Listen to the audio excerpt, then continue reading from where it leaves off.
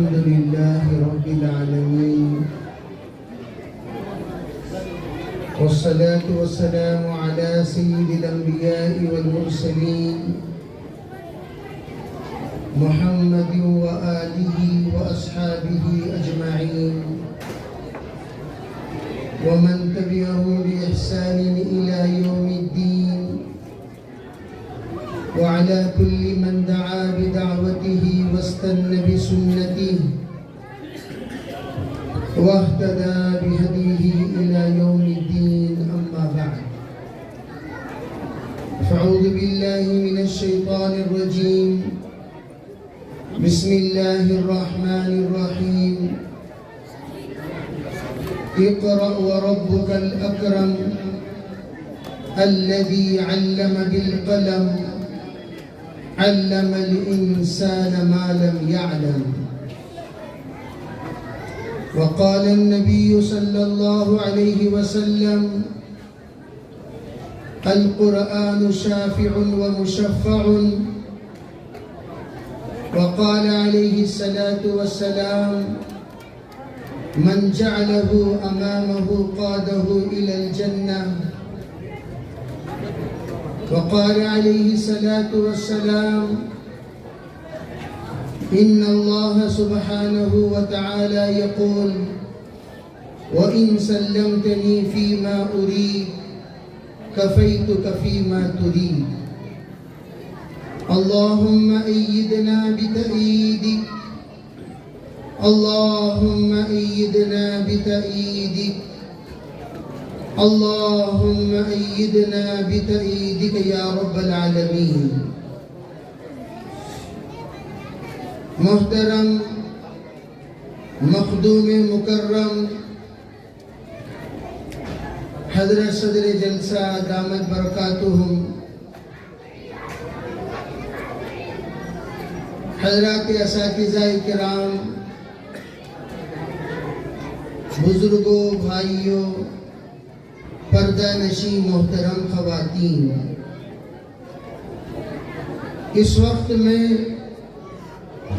ہم لوگوں کے لیے ایک فخر ہے ایک شان کی بات ہے ہم سب جس جشن میں شریک ہیں صرف ہم یوں نہ سمجھیں کہ ہم اکیلے اس جشن میں شریک ہیں بلکہ ہمارے ساتھ فرشتے بھی یہ سرزمین بھی وہ راستہ جس پر سے چلتے ہوئے حفاظ علماء تشریف لائے اور تمام مہمانان عظام حاضر ہوئے اور یہ در و دیوار اور یہ اس وقت کا ذرہ ذرہ ہمارے ساتھ جشن میں شریک ہے اس بات کا استحضار ہم میں سے ہر ایک کو ہونی چاہیے اس لیے کہ حضرت جناب محمد رسول اللہ صلی اللہ علیہ وسلم نے جتنی پیشن گوئیاں ہمیں عطا کی ہیں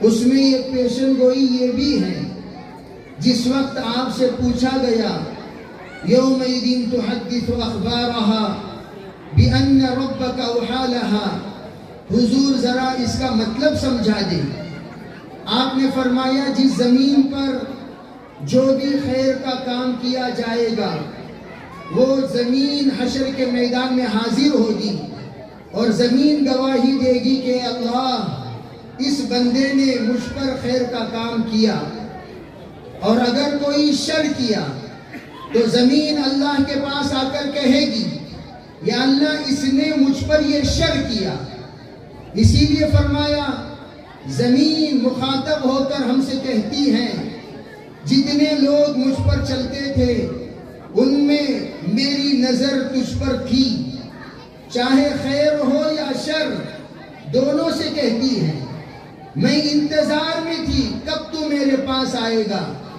جب آئے گا میں تجھے بتاؤں میں تجھ سے کتنی خوش تھی اب تو آ ہی گیا تو میں تجھے بتاؤں میں تجھ سے کتنے ناراض تھی قبر میں جا کر پہنچتے ہی زمین ہم سے مخاطب ہو کر وہ تمام باتیں بتائے گی جن باتوں کو اللہ کے رسول علیہ السلام نے تفصیل کے ساتھ پیشن گوئی فرمائی۔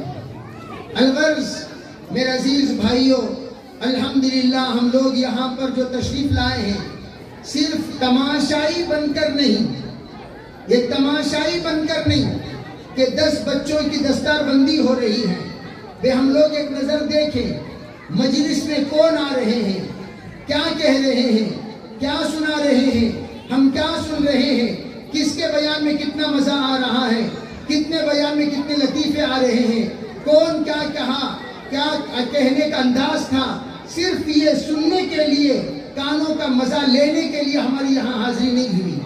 ہمارا ہر کام عظیم مقاصد کے ساتھ ہوا کرتا ہے۔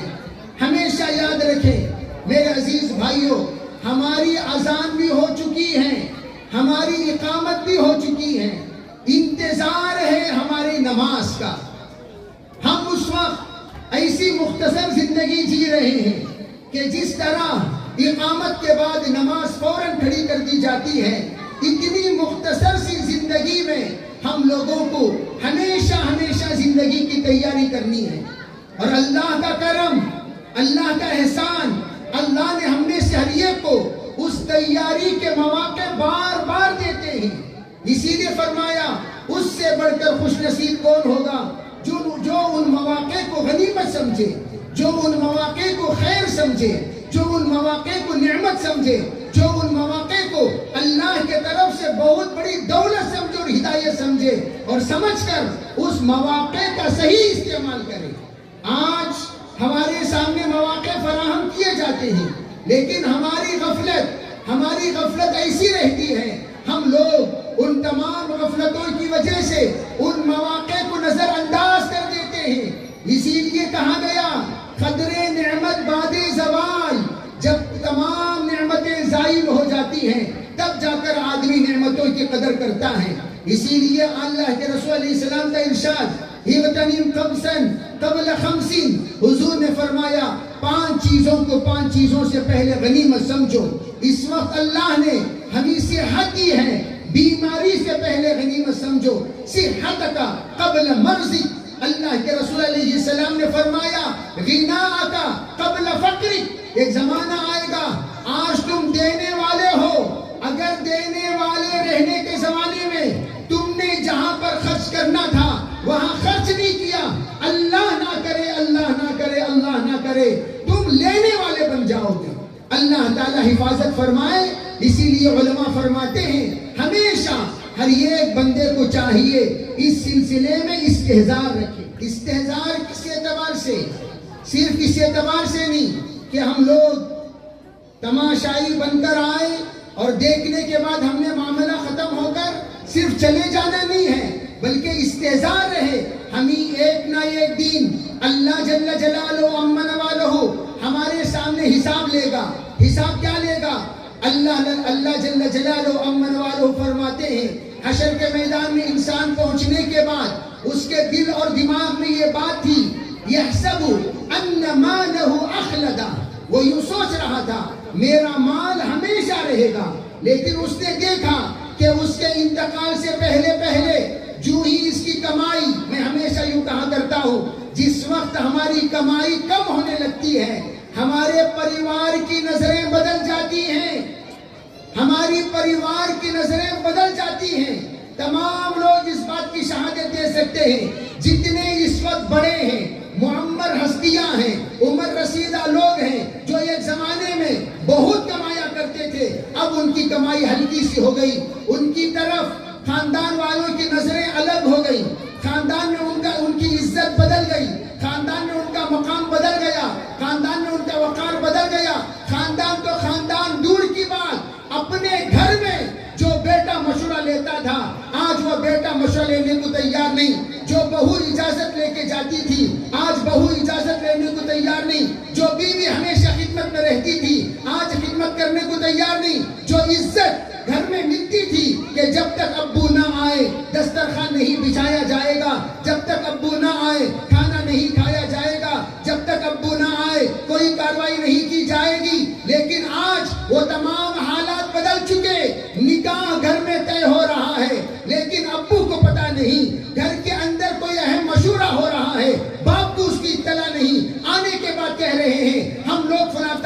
عمرے کو جا رہے ہیں. بیٹا تم نے تو ہم سے کوئی مشورہ بھی نہیں لیا, کوئی بات کہی ہی نہیں. تو بیٹا دل ہی دل میں یوں کہتا ہے اب مشورے لینے کے لیے آپ کے پاس ہے کیا؟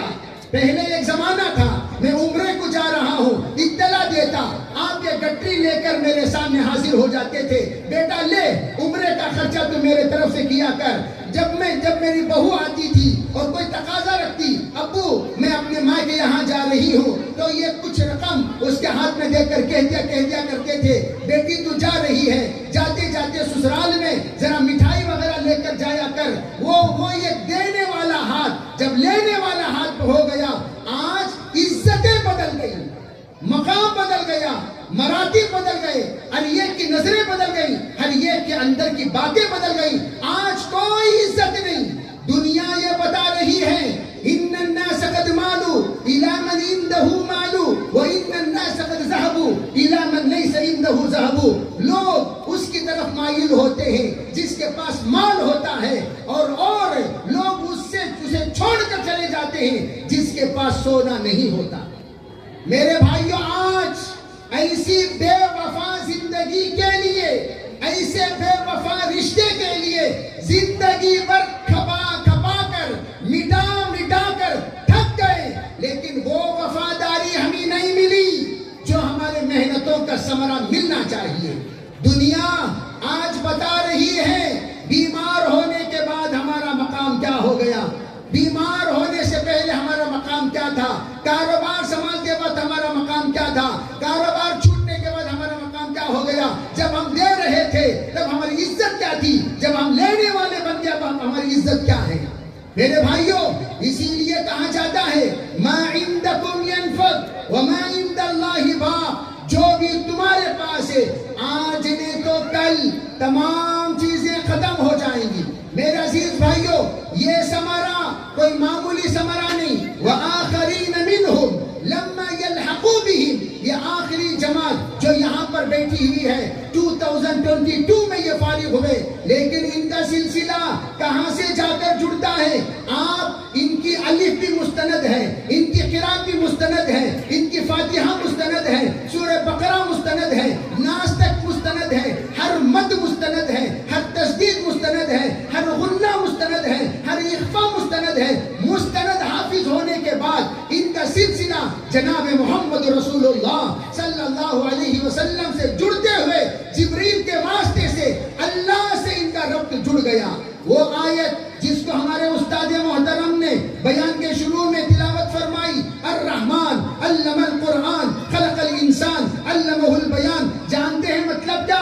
یہ سورت نازل ہوئی کب, شان نزول کیا ہے؟ جب جناب محمد رسول اللہ صلی اللہ علیہ وسلم نے فرمایا اسجدوا للرحمن, رحمان کو سجدہ کرو, تو لوگ جمع ہو گئے, کہنے لگے آج کل محمد اللہ اللہ کہنے والے رحمان رحمان کہنے لگے. پتا چلا محمد کا بھی ایک خدا نہیں رہا, دو خدا ہو گیا, دو خدا نہیں رہا, تین خدا ہو گیا, تین خدا نہیں رہا, چار خدا ہو گیا. محمد کے بھی ایک سے زائد خدا ہیں. اب یہ ہمیں یکتا کی طرف کیا دعوت دیتے ہیں؟ جس وقت ان کے درمیان بات چیت چلنے لگی, لوگ جب اکٹھا ہوئے, جمع ہوئے, آ کر پوچھا من رحمان, ذرا بتاؤ رحمان کون ہے.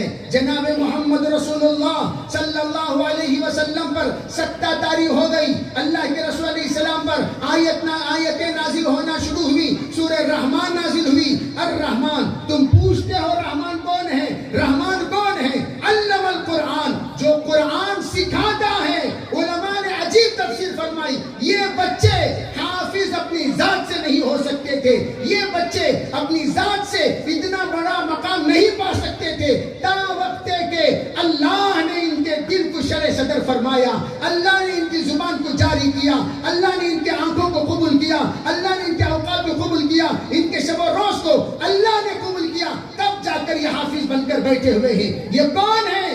انتخبہم اللہ, جن کو اللہ نے قرآن پاک کی حفاظت کے لیے قبول کیا. اللہ جل جلالہ امن والہ نے اپنی صفات سے ان کو نوازا. وہ صفت اللہ کی کیا؟ انا نحن نزلنا الذکر وانا لہ لحافظون. اللہ کی صفت ہے حافظ ہونے کی, وہ صفت سے اللہ نے ان کو نوازا ہے. یہ لوگ حافظ نہیں بنے, یہ بنائے گئے ہیں, یہ آئے نہیں, لائے گئے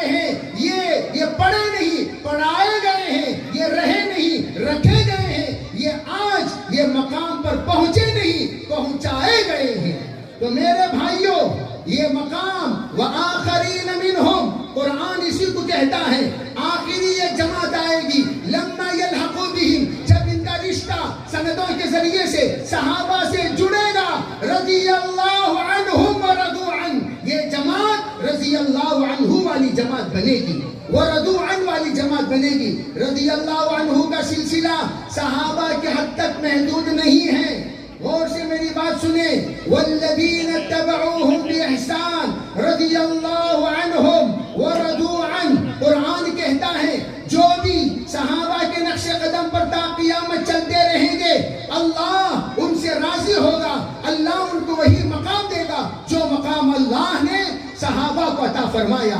الحمدللہ یہ بچے حافظ بنے. حضرت مفتی کفایت اللہ صاحب رحمت اللہ علیہ کا ایک واقعہ توجہ سے یہ بات سننا. حضرت مفتی کفایت اللہ صاحب رحمت اللہ علیہ ایک مرتبہ مراد آباد تشریف لے گئے. حضرت مفتی اعظم ہیں کون نہیں جانتا حضرت کو کون نہیں جانتا حضرت کو. حضرت مفتی اعظم ان کا استقبال کے لیے سیٹھ صاحب پہنچے. سیٹھ صاحب پہنچنے کے بعد بہت بہترین اس زمانے کی کار لے کر آئے. مفتی صاحب کو بٹھایا لے گئے اور خود ہاتھ میں ہاتھ دے کر حضرت کو نیچے اتارا لے جا کر بستر کی صفائی فرمائی اور ان کو حضرت کو بڑے اکرام کے ساتھ سلایا. حضرت جس وقت بیٹھے تسلی کے ساتھ شیخ صاحب کو بھی بٹھایا. تمام طرح کی ضروریات سے فارغ ہونے کے بعد پوچھے حضرت جناب شیخ صاحب آپ جانتے ہیں بندہ کون ہے آپ جانتے ہیں بندہ کون ہے. تو شیخ صاحب کہنے لگے حضرت آپ کو کون نہیں جانتا پورا ہندوستان جانتا ہے پورا ہندوستان جانتا ہے آپ کا مقام کیا آپ کا مرتبہ کیا آپ کون آپ کیا تھے اور اللہ نے کہاں سے کہاں تک پہنچا دیا کون نہیں جانتا آپ کو. فرمایا شیخ صاحب یہ تو آپ فراغت کی بات کر رہے ہیں مجھے آپ نے پہچانا. شیخ صاحب کہنے لگے میں تو نہیں پہچانا. تو حضرت نے فرمایا وہ زمانہ یاد کرو ایک وقت ایک طالب علم آپ کے دہلیز پر آیا تھا اور آ کر آپ سے کہا دروازہ کھٹکھٹا کر شیخ صاحب ایک روٹی کا آپ انتظام کر دیں ایک روٹی کا آپ انتظام کر دیں. اور آپ نے کہا بیٹا تمام کوٹا ہمارے پورے ہو چکے ہیں اب گنجائش نہیں ہے معذرت چاہتا ہوں. اور آپ کے پاس ایک بار نہیں دو بار نہیں 3 بار میں آیا تھا اور آپ نے عذر پیش کر دیا. واپس جا رہا تھا وہ لڑکا جاتے جاتے راستے میں ایک خاتون ملی وہ بالکل خستہ حالت میں تھی میرے آنکھوں میں آنسو تھے. فرمایا بیٹا کیا بات ہے بتاؤ. کہا مائی بات یہ ہے کہ ایک روٹی کا سوال ہے اس لیے کہ میرا داخلہ تو ہو چکا ہے مدرسے میں لیکن قیام تو ہے طعام نہیں ہے بس ایک روٹی اگر مل جائے بس میری پڑھائی میں مکمل کر لوں گا. وہ اللہ کی بندی کہنے لگی بیٹا فکر نہ کر وہ ایک روٹی میں روزانہ تجھے پہنچایا کروں گی. وہ اللہ کی بندی کوئی مالدار خاتون نہیں تھی گھر کے اندر کام کرنے والی خاتون تھی. وہ برتن دھویا کرتی تھی کام کیا کرتی تھی پوچھ لگایا کرتی تھی. اس کو 3 روٹیاں ملتی تھی یا 2 روٹیاں ملتی تھی. وہ ہمیشہ وہ دہلیز کے پاس مدرسے کے آ کر کھڑی ہو جاتی دروازے کے پاس. جو ہی گھنٹی ختم ہو میں دوڑتا ہوا جاتا تھا. وہ اللہ کی بندی ایک روٹی دیتی وہ روٹی کھا لیتا اس کی دعاؤں سے نواز کر چلا جاتا. ایک دن نہیں 2 دن نہیں فراغت تک میں نے اس اللہ کی بندی کی روٹی کھائی اور اس کے بعد اللہ نے مجھے اس ادارے سے فارغ کیا. اللہ نے جو مقام دیا وہ دیا. وہ کوئی عاجز بندہ جو آپ کے پاس آیا تھا وہ بندہ ناچیز تھا جو آپ کے در پر 3 بار آیا. میرے عزیز بھائیوں وہ شیخ صاحب رونے لگے کہنے لگے معذرت چاہتا ہوں. حضرت نے فرمایا کوئی بات نہیں شیخ صاحب جو کچھ میں اس وقت خدمت انجام دے رہا ہوں تا قیامت میری خدمت جو بھی میری خدمت سے فائدہ اٹھاتے رہیں گے اس اللہ کی بندی کو ثواب پہنچتا رہے گا جس نے ایک روٹی دے کر میری پڑھائی کی تکمیل کرائی۔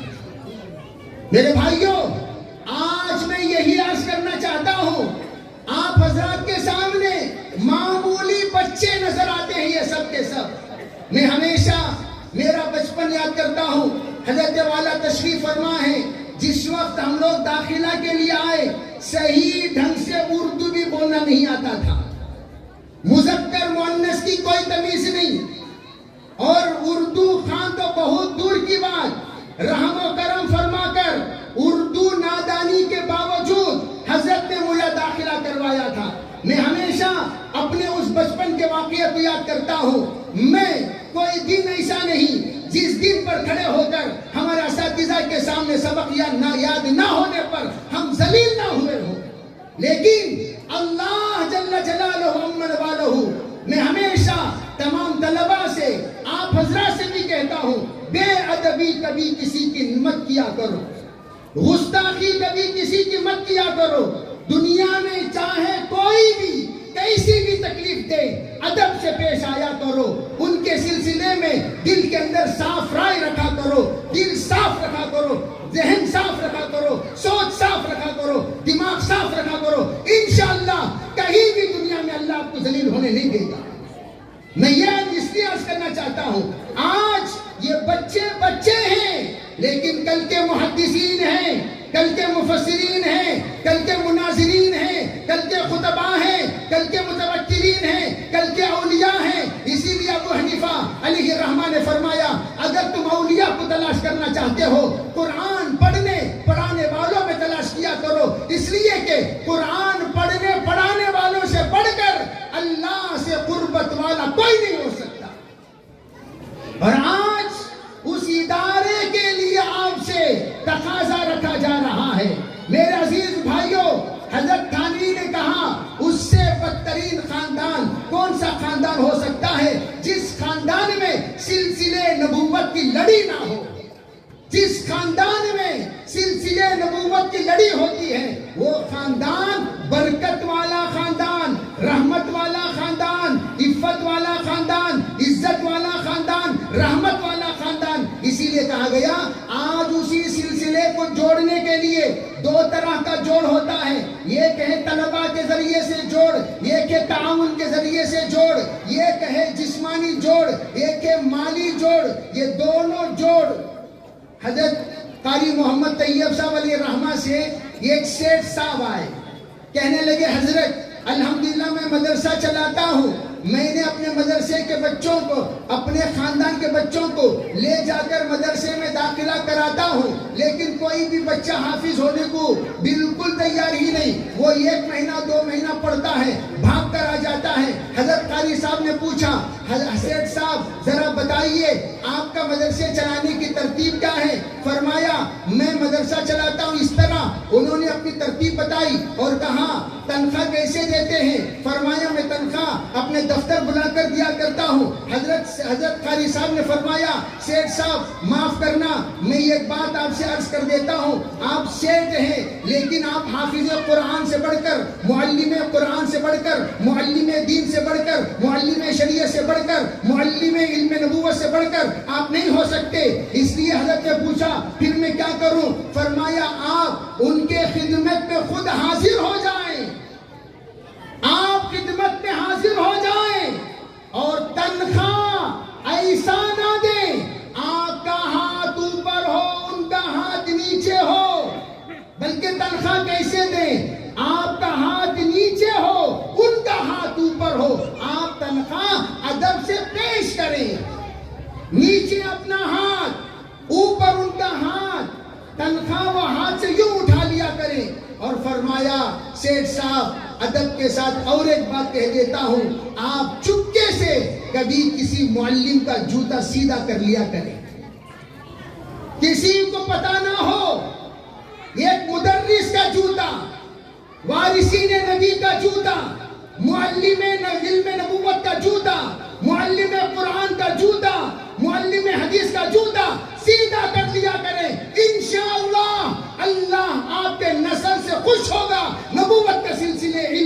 کے نسلوں میں جاری ہو جائے گا۔ شیخ صاحب فرماتے ہیں میں نے یہ عمل کیا، گجرات والے ہیں، میں نے یہ عمل کیا، اللہ کا شکر ہے آج میرے خاندان میں 150 حفاظ ہیں۔ میرے بھائیوں، اسی طرح اور ایک واقعہ آخری میں سنا دیتا ہوں۔ تمام لوگ جانتے ہیں یو پی میں نیم زیادہ ہے، مدارس بھی زیادہ، مٹھائی بھی زیادہ، اور غیروں کے عبادت خانے بھی زیادہ، مکھیاں بھی زیادہ، مچھریں بھی زیادہ۔ تمام نیم کے اعتبار سے مولوی بھی بہت زیادہ، مفتی بھی بہت زیادہ، مدرس بھی بہت زیادہ، متعلم بھی بہت زیادہ، معلم بھی بہت زیادہ۔ نیم کے اعتبار سے جس کا تعلق ہے وہ سب زیادہ، مستورات بھی بہت زیادہ۔ اور میں یہ عرض کرنا چاہتا ہوں مدارس، مکاتب بے حد، لیکن وہاں ایک علاقہ ہے بڑھانا، حضرت شاہ ولی اللہ قدس سرہ العزیز جن کے نامی اس میں گرامی سے مدرسے مقدس موسوم ہیں، اور وہ نام والی ہستی کا سب سے پہلے علم حدیث وہ بڑھانے میں شروع ہوا، اور ان کے بڑے صاحبزادے شاہ عبدالعزیز صاحب، اور وہ ایک ہی بیگم سے ہیں، اور ایک صاحبزادے شاہ فضل اللہ حضرت کے تعلق رکھنے والے، حضرت کے صاحبزادوں میں وہ وہیں پر مدفون ہیں۔ ایک زمانہ افتاء کے لیے، حدیث کے لیے، قرآن کے لیے، اور ہر طرح کے علوم نبویہ کے لیے لوگوں کا رخ بڑھانے کی طرف ہوا کرتا تھا۔ ایک عالم دین قاضی محمد حسین صاحب بھوپالی رحمت اللہ علیہ، آج بھی ان کا مقبرہ وہاں پر موجود ہے، انہوں نے مدرسہ قائم کیا۔ مدرسہ قائم کرنے کے بعد لوگوں نے الزام لگایا، الٹی سیدھی باتیں کسی، مالی اعتبار سے حضرت کا تعاون بند کر دیا، اور سلسلہ بہت زیادہ برا ہو گیا۔ حضرت نے فرمایا میں نے میرے شیخ سے بیعت کر کے آیا ہوں، میں جیوں گا اسی جگہ پر جیوں گا، مروں گا تو میری قبر یہی بنے گی، اس لیے میں پڑھانا نہیں چھوڑوں گا۔ حضرت کو طالب علم دینا لوگوں نے بند کر دیا۔ حضرت جاتے تھے، دہلیز پر بیٹھتے تھے، یوں کہتے تھے بھئی بچوں کو بھیج دو، یہی بیٹھ کر میں پڑھا دیتا ہوں، یہی بیٹھ کر پڑھا دیتا ہوں۔ لیکن لوگوں نے پانی کے ذریعے سے اس زمین کو تر کر دیا کرتے تھے جس زمین پر حضرت آ کر بیٹھتے تھے، کیچڑ بنا دیا کرتے تھے۔ بعض بدبختوں نے، کم بختوں نے، نالائقوں نے، بے وفاؤں نے، بے شرموں نے، غداروں نے حضرت پر بھی پانی پھینک دیا۔ حضرت بہت تنگ آ گئے،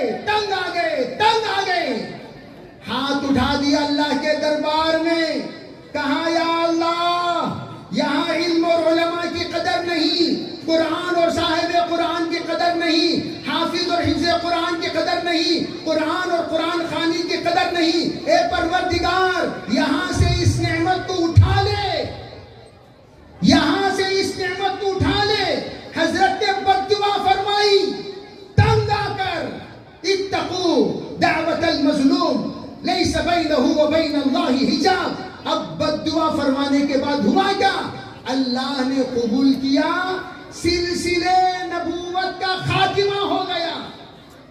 300 سال کا عرصہ گزر گیا، آج تک بڑھانے کا کوئی بچہ عالم نہیں ہوا، بڑھانے کا کوئی بچہ حافظ نہیں ہوا، سلسلہ بند۔ حضرت مفتی افتخار حسن صاحب کاندھلوی رحمت اللہ علیہ سے لوگوں نے جا کر کہا حضرت ہمارے یہاں کے حافظ کیوں نہیں بنتے، کیا کریں؟ حضرت نے فرمایا تم حضرت کے حق میں خوب ایصال ثواب کرو، تمہارے آبا و اجداد جو غلطی کیے اس پر توبہ استغفار کرو۔ اور پھر وہاں کا جب جائزہ لیا گیا، 2 مدرسے ہیں، دونوں مدرسے کو عزت بچانے کے لیے ان لوگوں نے رکھ لیا، ایک بھی بچہ بڑھانے کا نہیں ہے۔ میرے بھائیوں، اللہ نے ہمارے اس شہر کو قبول کیا۔ آج اکابر علماء آپ کے یہاں حاضر ہیں، اور آپ کے سامنے ایک ماحول بنا ہوا ہے، مائیں بہنیں اوپر موجود ہیں، یہاں پر آپ حضرات کے جذبات موجود ہیں۔ اس وقت میں یہ عرض کرنا چاہتا ہوں، اللہ کے یہاں سے آپ کی بستی پر نظر رحمت پڑ گئی، نظر رحمت پڑ گئی، نظر رحمت پڑ گئی۔ سب سے بڑی علامت آج کا دور، مدارس کے بند ہونے کے دور میں، مدارس اس وقت کرناٹک میں 26 مدرسے بند ہو چکے ہیں۔ سنو میری بات، کان کھول کر، 26 مدرسے بند ہو چکے ہیں۔ آپ اس بات کو یوں ہی نہ سنیں، اللہ کا کرم ہے، اللہ کا احسان ہے۔ اللہ نے اس ادارے کو قبول کیا، آپ لوگوں کو قبول کیا، آپ کی بستی کو قبول کیا، بانیین کو قبول کیا، خدام کو قبول کیا۔ یہاں پر بچے جوک در جوک آ رہے ہیں، اس کی آپ قدر کریں۔ اللہ کے رسول علیہ السلام نے تمام صحابہ سے کہا، جب آئیں گے ان کی عزت کیا کرو، احترام کیا کرو، اکرام کیا کرو۔ آج وہ مہمانان رسول کہلائے جاتے ہیں۔ ان بچوں کو، ان طلبہ کو مہمان رسول کہا جاتا ہے۔ اور آج آپ حضرات سے حضور کا مہمان خانہ بنانے کا اعلان ہو رہا ہے۔ حضور کا مہمان خانہ جس کے ذریعے سے حضور کی شفاعت ملے، جس کے ذریعے سے قرآن کی شفاعت ملے، جس کے ذریعے سے ایصال ثواب ہو، جس کے ذریعے سے زندگی بھر کی نحوست کا خاتمہ ہو، جس کے ذریعے سے نسلوں میں اللہ وارثین انبیاء محافظین دین کو پیدا کرے، جس کے ذریعے سے اللہ تمام ہماری ماؤں کے کوکھ میں اولیاء اللہ کو پیدا کرائے، جس کے ذریعے سے اللہ خاندان کی دلی دراجی کو دور کرے، اور جس کے ذریعے سے ہمارا یہ ادارہ پروان چڑھتا جائے۔ اللہ اس کو دارالعلوم کا مقام عطا فرمائے۔ اس کا اس وقت ہمارے سامنے اعلان ہو رہا ہے۔ میرے بھائیوں، ہمارے بس میں بہت کچھ ہے، جیسے حضرت والا نے فرمایا کہ الحمدللہ یہاں کا کوئی گھر چندہ لیا ہوا مکان نہیں۔ میں ہمیشہ مسجد کی تعمیر کے اوقات میں کہا کرتا ہوں، جب تمہارا گھر اکیلے کی محنت سے بن سکتا ہے، اللہ کا گھر کیوں نہیں بن سکتا؟ مہمان رسول کا گھر کیوں نہیں بن سکتا؟ نبی علیہ السلام کا گھر کیوں نہیں بن سکتا؟ اللہ کے رسول کی نسبت کا گھر کیوں نہیں بن سکتا؟ اللہ کے کلام کو پڑھانے کے لیے گھر کیوں نہیں بن سکتا؟ سب کچھ بن سکتا ہے، بس اتنا شیطان کو دور کرو، اعوذ باللہ پڑھ کر، بسم اللہ پڑھ کر کھڑے ہو کر، اللہ کا نام لے کر، اللہ پر بھروسہ کرتے ہوئے، وَمَن يَتَوَکَّلْ عَلَى اللَّهِ فَهُوَ حَسْبُهُ، اللہ کا نام لے کر شروع کرنا ہمارا کام اللہ تکمیل تک پہنچائے گا۔